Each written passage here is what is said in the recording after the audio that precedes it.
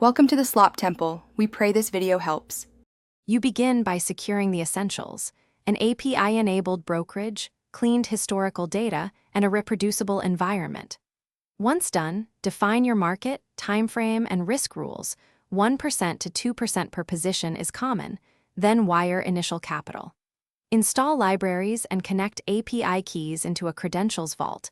This prevents leaks and makes automation reliable. Run a quick sanity backtest on one strategy to confirm connectivity and expected behavior. This first live simulated run gets you from setup to action without delay. You now construct the engine. Convert your trading logic into code, engineer features, and train any predictive models. Make sure to use a strict train/test split and walk-forward validation so performance is realistic.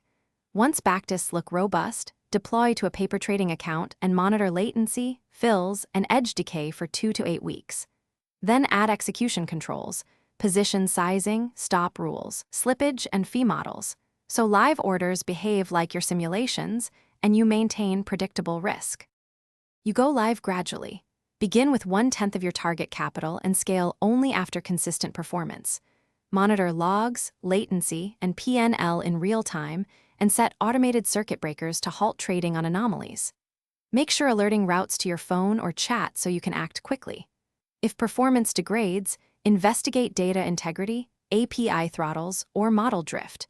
Retrain models and replay market data. A single troubleshooting tip: always validate upstream data first. Most failures trace back to bad feeds. Thanks for watching. Consider subscribing if we helped you.